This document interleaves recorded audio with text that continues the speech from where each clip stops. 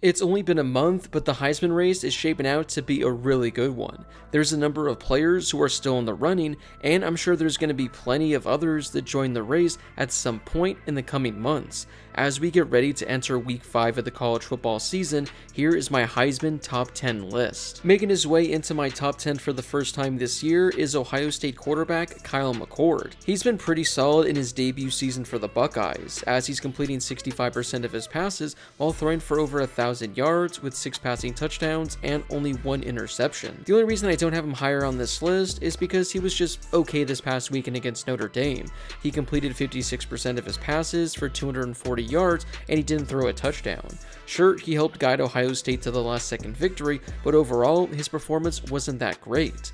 Still, his numbers have been solid through the first 4 games of the year, and Ohio State is one of the best teams in the country, so if he continues to put up solid numbers and Ohio State continues to win, he'll probably be climbing up my Heisman list. Another player cracking my top 10 for the first time this season is Miami quarterback Tyler Van Dyke. This is a guy that, if you guys remember, I had in my way too early Heisman list all the way back in 2022. He was fantastic for Miami in 2021 as he emerged as one of the best quarterbacks in all of college football.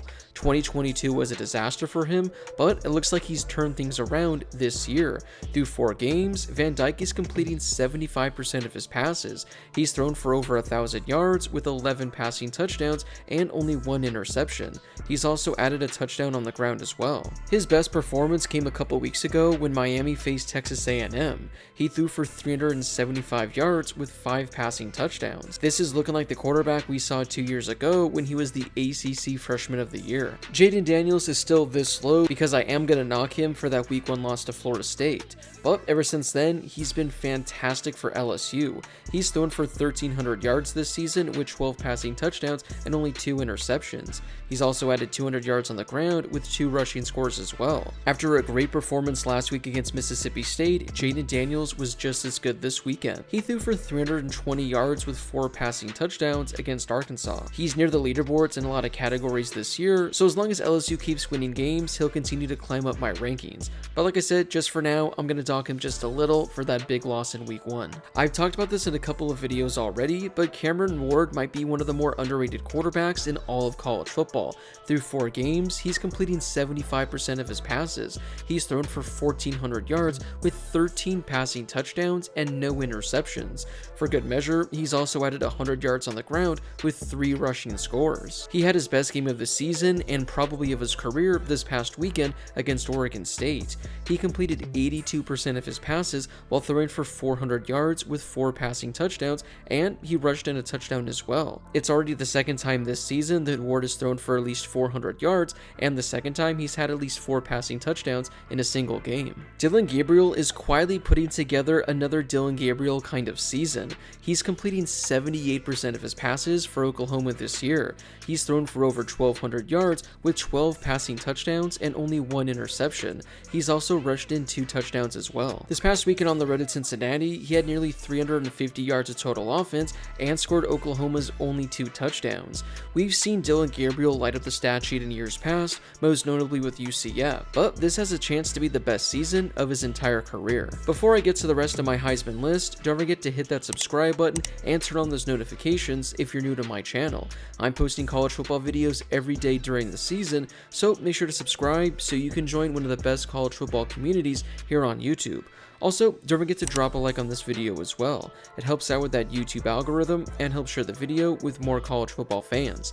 Plus, it only takes a second to do. Quinn Ewers continues to put up solid numbers for his breakout sophomore campaign. He's thrown for over 1,000 yards this season with 9 passing touchdowns and no interceptions. He's also added 3 touchdowns on the ground as well. He hasn't quite matched the numbers he put up in that Alabama game a couple weeks ago, but he hasn't had to. This past weekend on the road at Baylor, he completed 18 of 23 passes, good for a 78% completion mark.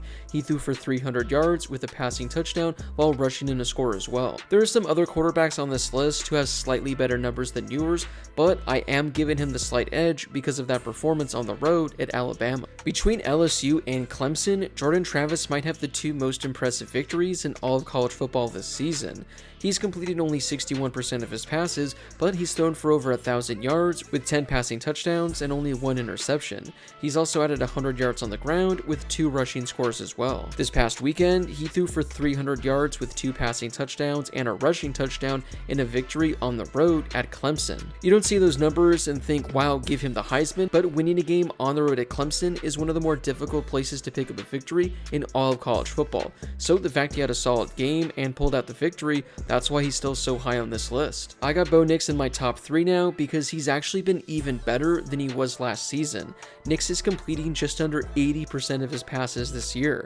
He's thrown for 1,200 yards with 11 passing touchdowns and only 1 interception. This past weekend in a blowout victory against Colorado, Nix completed 85% of his passes. He threw for 275 yards with 4 total touchdowns. And honestly, if Colorado would have been even close in this game, Bo Nix might have even doubled these numbers. I mean, he had a 300-yard, 4-touchdown day, and he pretty much wasn't needed midway through the second quarter and on. So that's why his numbers might not look as good. But Bo Nix was dominating in this game, and he's dominated every game so far this season. Sticking at number 2 is USC quarterback Caleb Williams. He's still having arguably the best season in all of college football this year, as he's completing 74% of his passes with 1,200 passing yards. He's thrown 15 touchdowns and is yet to throw an interception.